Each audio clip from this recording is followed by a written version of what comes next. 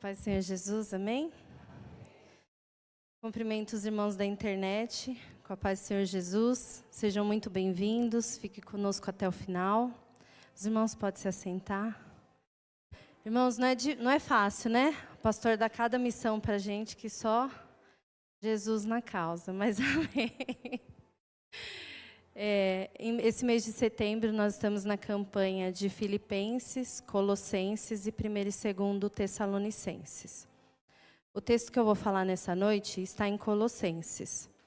Mas antes de eu ler os versículos, eu queria só fazer uma introduçãozinha sobre essa carta que Paulo enviou ao povo de Colosso. Paulo ele escreve essa carta e ele ainda estava preso. Ele foi informado que tinham pessoas tentando enganar o povo de Colosso com práticas e ensinamentos errados. E Paulo, ele sempre foi um grande exemplo de pastor, pois mesmo distante, preso, ele achou um jeito de fazer uma carta e enviar para o povo, para os cristãos, alertando e enfatizando a supremacia de Cristo. Amém? O tema da mensagem essa noite é Enraizados em Cristo. E eu vou ler Colossenses 2, do 1 ao 9. Diz assim: Portanto, gostaria que soubesseis como é grande a luta que enfrento por vós, pelos que estão em Laodiceia e por todos que ainda não me conhecem pessoalmente. Esforço-me a fim de que o coração deles seja animado, estando vós unidos em amor, e juntos alcanceis toda a riqueza do pleno entendimento, para que possais conhecer perfeitamente o mistério de Deus, a saber, Cristo. Nele estão ocultos todos os tesouros da sabedoria e do conhecimento. Falo dessa forma para que ninguém vos engane com argumentos interessantes, porém falsos. Porquanto, apesar de estar fisicamente distante de vós, estou convosco em espírito, e me sinto feliz ao verificar que estás vivendo em plena ordem, e como está firme a vossa fé em Cristo. Sendo assim, da mesma forma como recebeste a Cristo Jesus, o Senhor, também andai nele, tendo sido alicerçados e edificados nele, firmados na fé, como foste instruídos, para que transbordem em ações de graças a Deus. Tende muito cuidado para que ninguém vos escravize a vãs e enganosas filosofias, que se baseiam nas tradições humanas e na falsa religiosidade deste mundo, e não em Cristo. Pois somente em Cristo habita corporalmente toda a plenitude de Deus. Amém? Aqui Paulo ele começa falando sobre a guerra espiritual que ele travava para que o povo se unisse em amor e sabedoria, para eles não serem enganados. E tudo que eles precisavam estava em Cristo.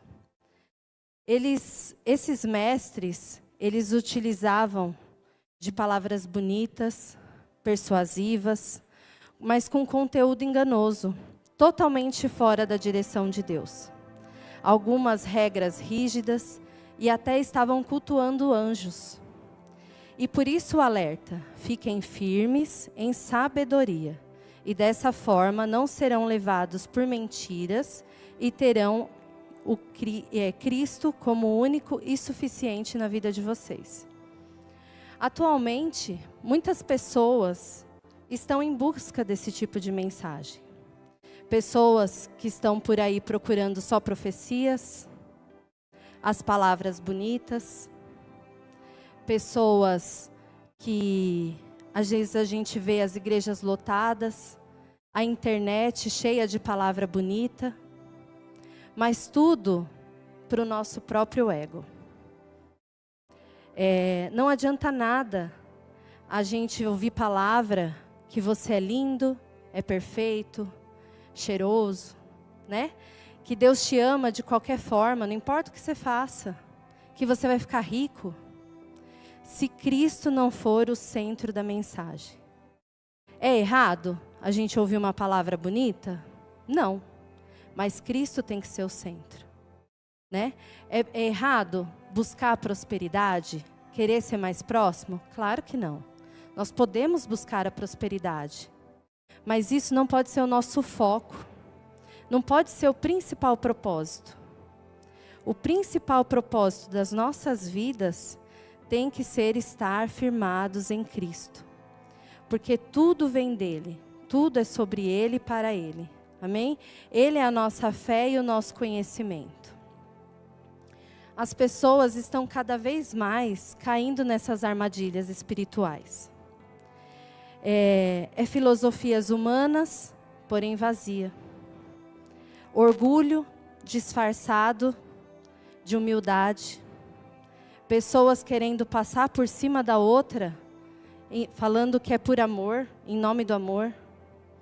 Mas na verdade é sempre em benefício próprio. Por isso que a gente tem que estar firme no conhecimento, mantendo os olhos fixos em Deus, em Cristo, porque só dessa forma a gente consegue ter discernimento do que a gente está se alimentando. A gente consegue não ser enganado e ter a certeza que a salvação e a plenitude de Jesus é o suficiente para a nossa vida. Amém?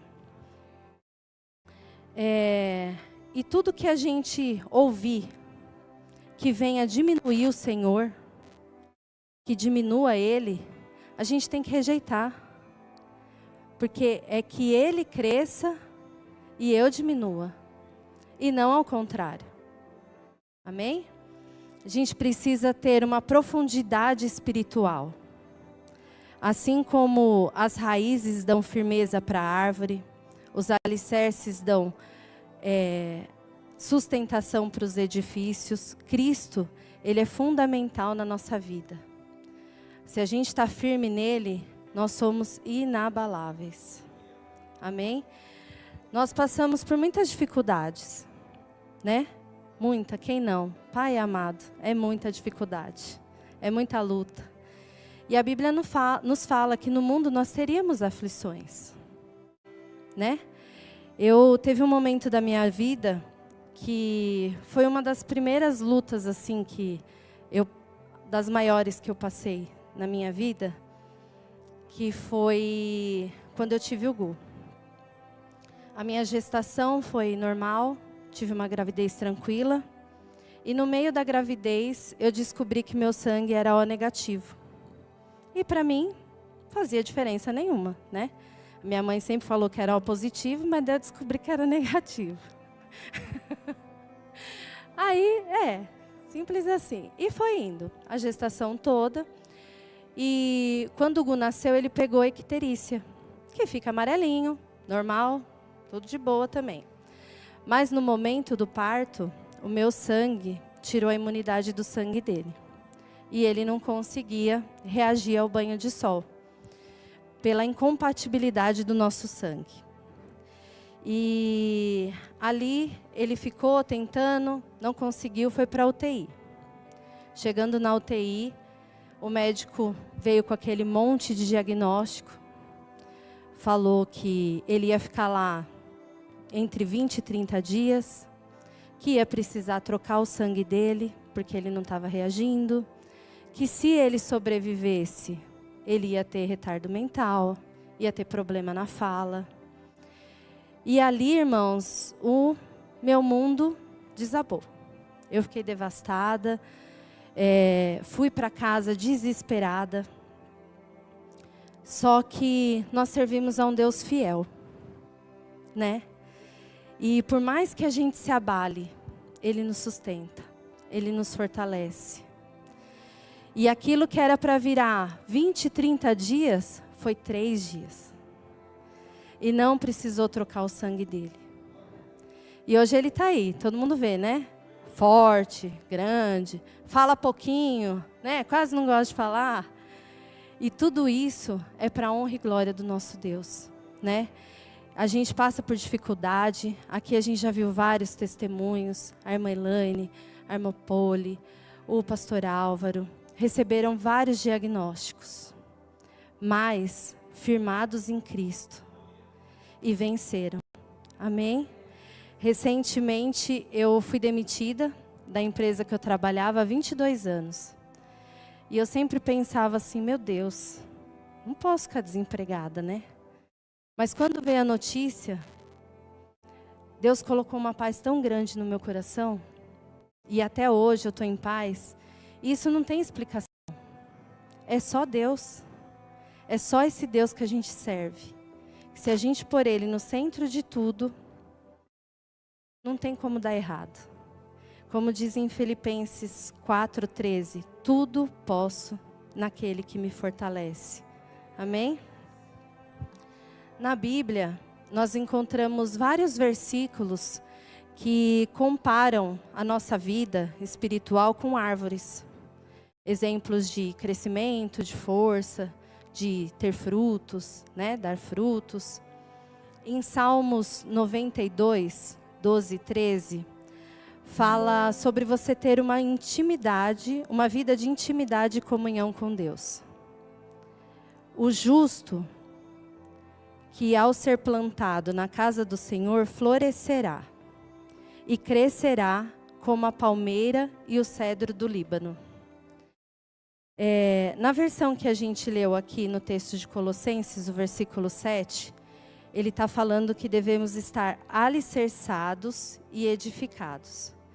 Uma outra versão fala que nós devemos estar enraizados e edificados em Cristo. Então, tanto em Salmos como Colossenses, ele fala sobre ter raiz.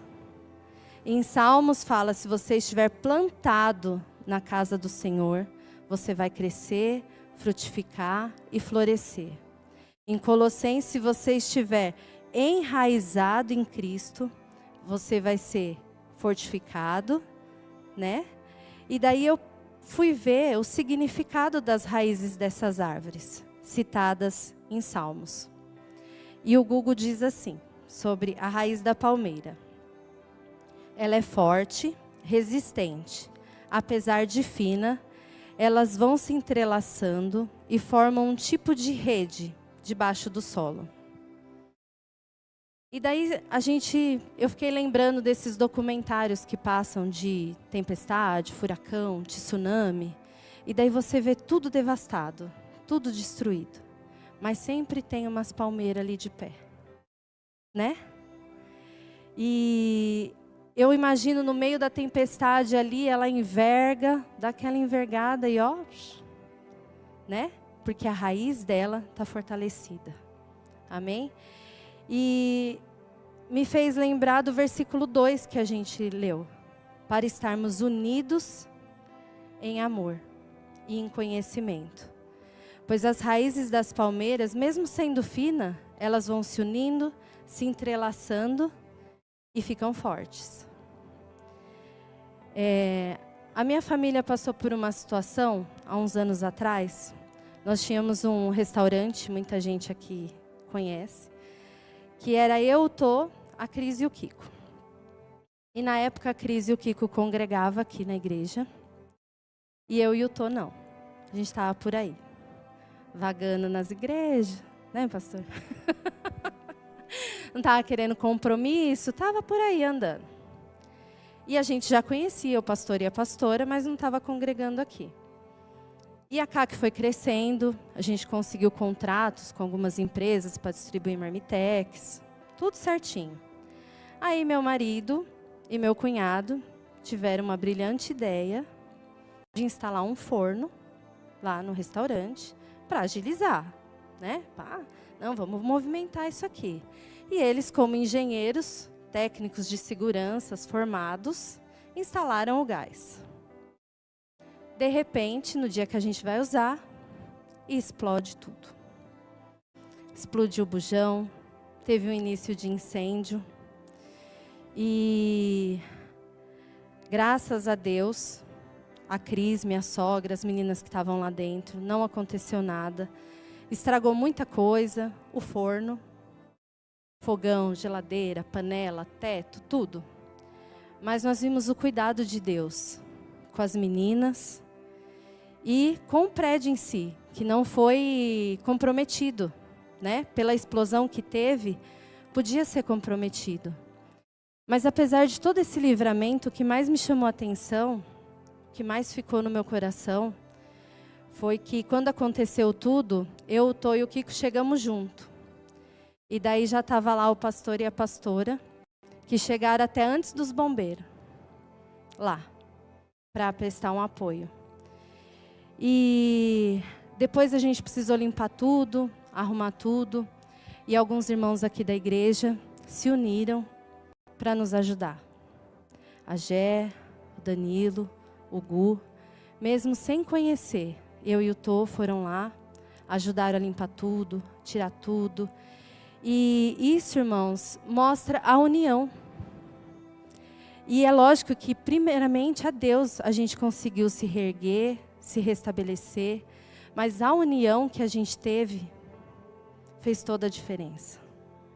Né? Às vezes a gente precisa dessa união. A gente precisa do irmão para estar ali junto com a gente, dar aquele apoio e andar junto com a gente. Né? E daí, quando a gente conseguiu arrumar tudo, o pastor e a pastora foi lá orar para a gente reabrir, né? E a pastora me deu um abraço que ela não precisou falar nada.